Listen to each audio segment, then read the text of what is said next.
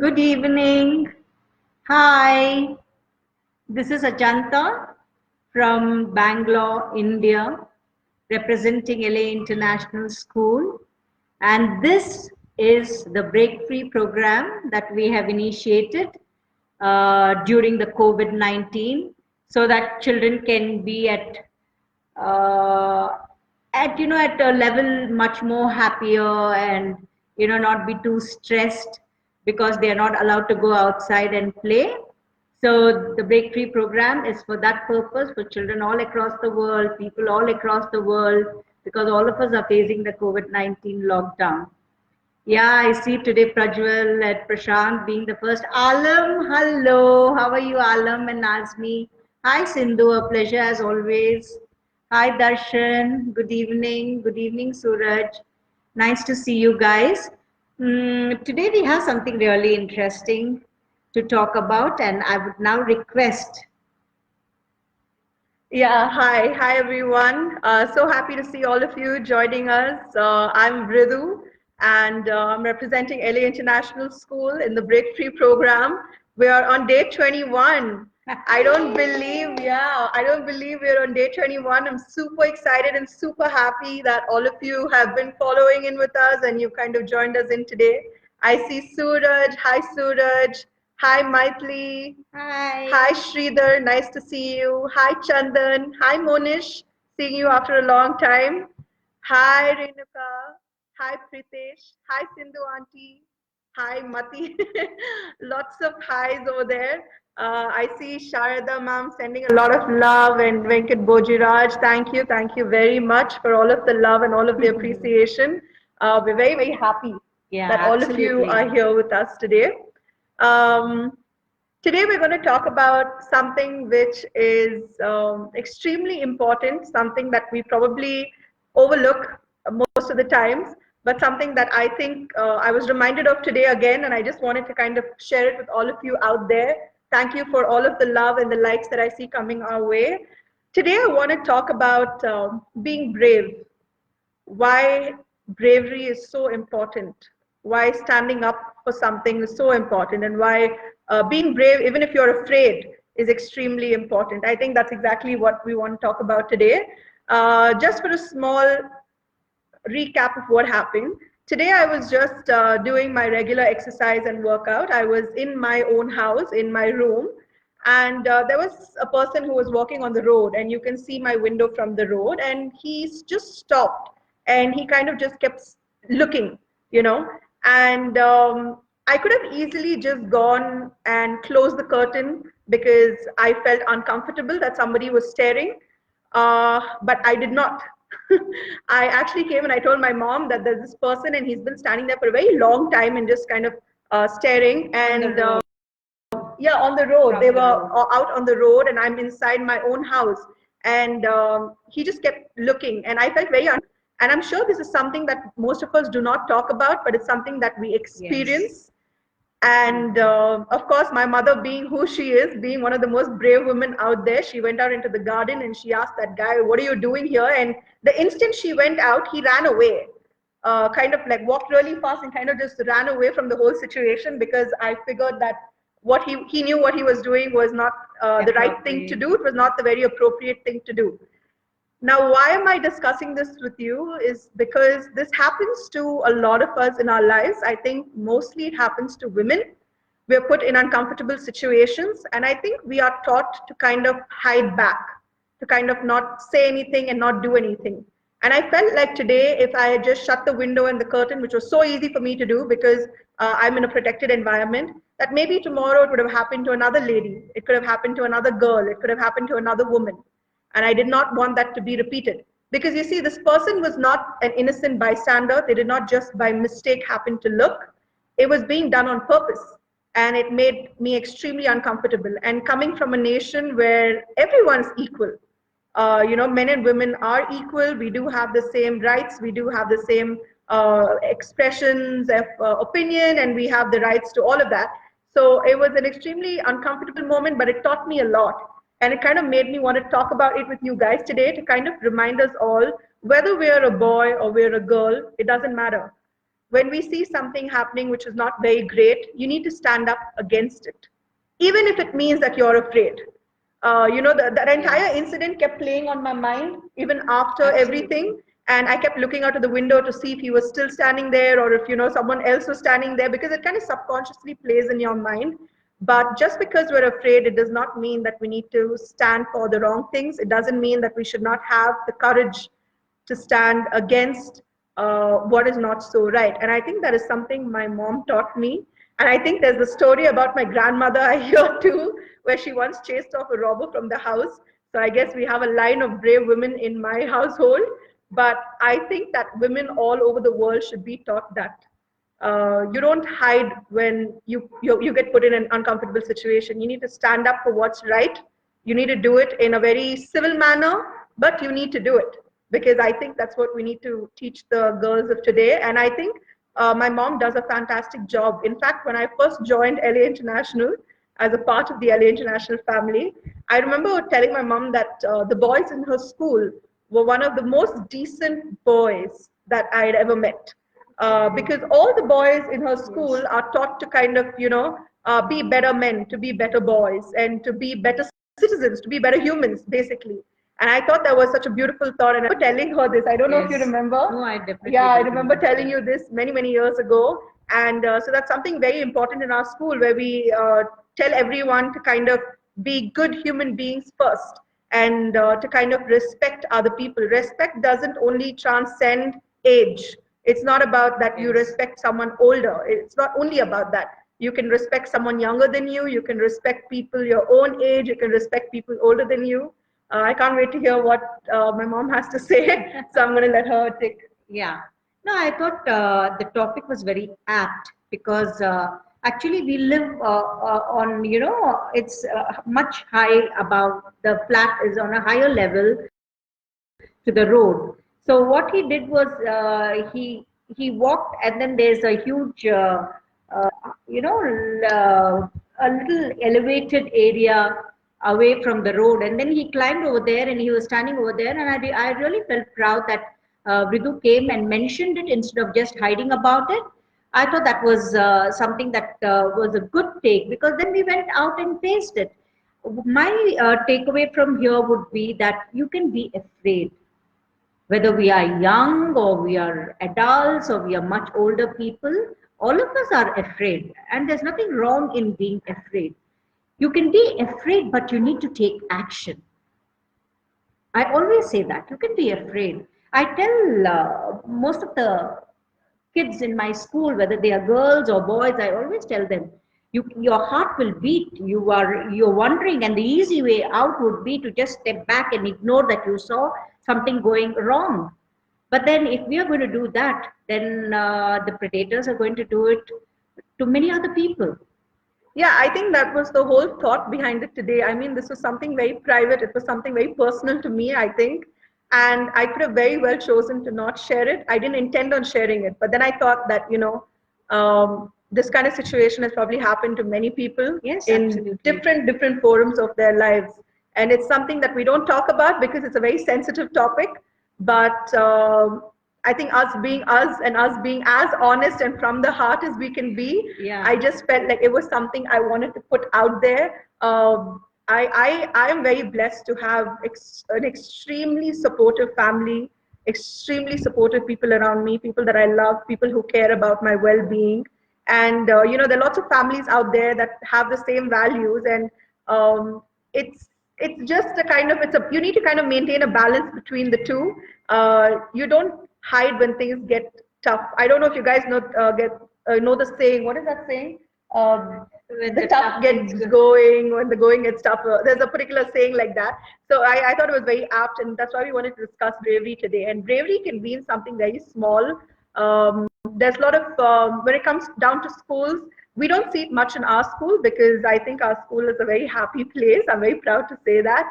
But you do see a lot of bullying that happens to kids around the world. And when you see stuff like that, you need to stand up against it. Doesn't mean you go and you be physically violent. That's not the answer to it at all. If we've learned anything from Gandhi, it is, the non-violence always wins the day. But I think if you kind of, my mom always said this, I can just like hear it in my ear right now. But if you stand by something wrong which is happening and you don't say anything, Yes. then you're just as wrong as the people doing it. Absolutely. So, yeah. Absolutely. If you're a bystander watching things happen, which is not right, we're not only talking about girls and we're not talking about anything that, for that matter, in our life, when we see something going wrong and we stand by and look at it and then don't have a reaction to it or don't have anything to do about it, it is that you're accepting it and allowing it. And that means that you're okay with it, and that in no way is right. Today seems to be a heavy topic that we are going around about, but it is something that we needed to speak and discuss about because I always say it starts from the home. Yeah. It starts from the mother. It starts from the father.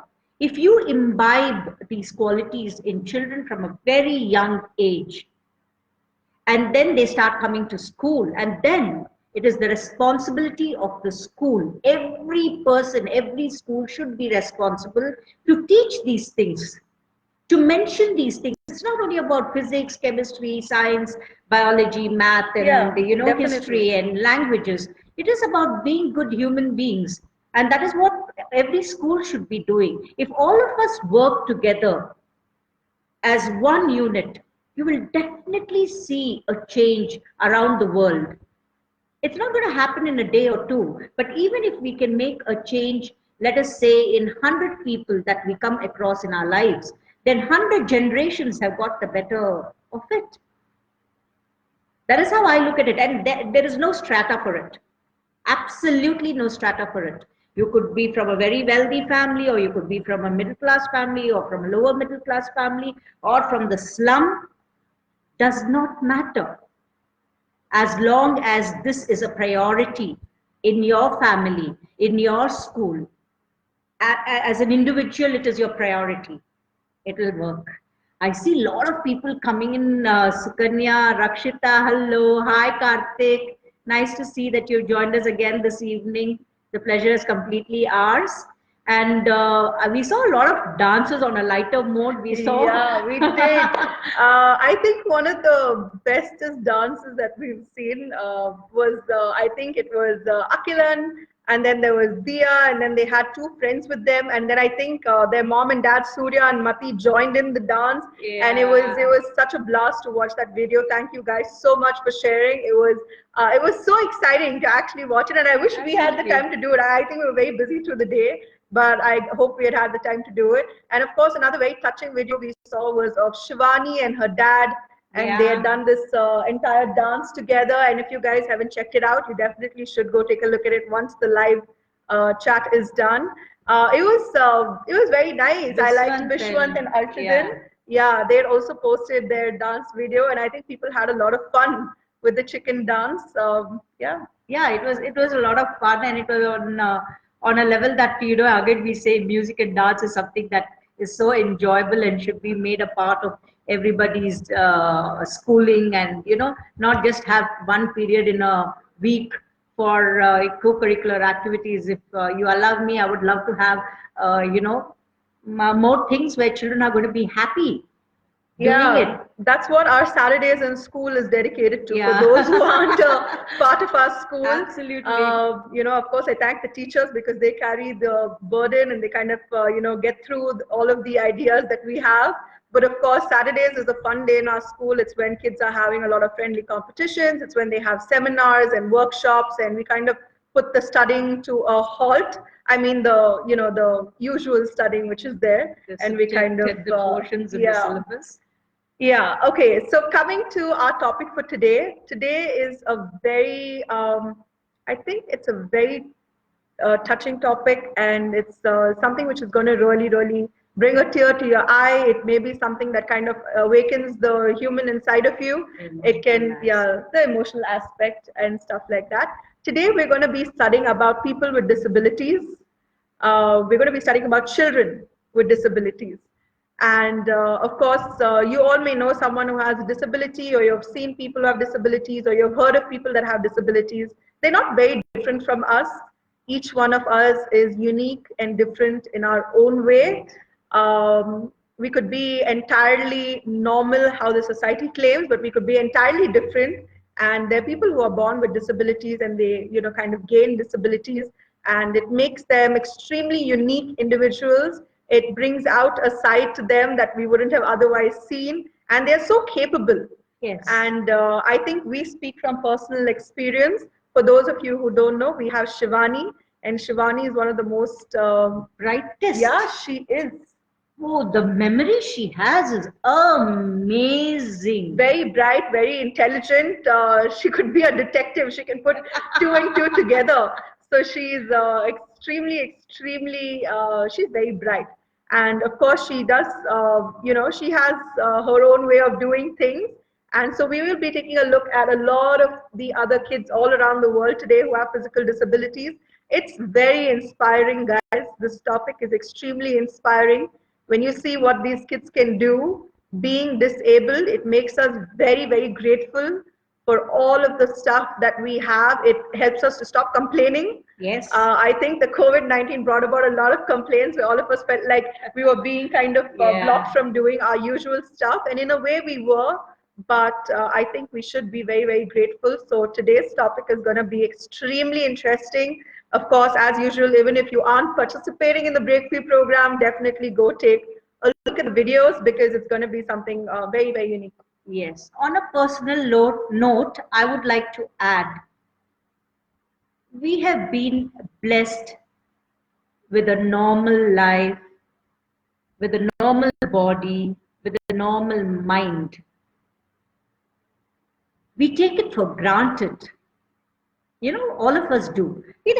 I'm cool, and our bodies are very weird. I put on weight, or I have lost weight. I'm not very tall. I'm very short. I'm very dark. I'm very fair. We have so many things that we are unhappy about ourselves and our bodies. And here there are children who don't even have that normalcy. They need to work at being happy. They need to work at being physically able to do the day-to-day things. They need to be able to be in a comfortable environment. Think about the challenges that these children have.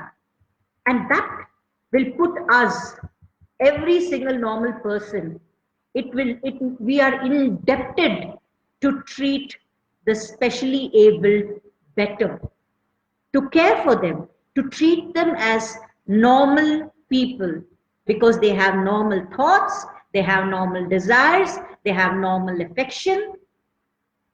But it's very rare that you see normal people, so-called normal people, treating the special people with a difference.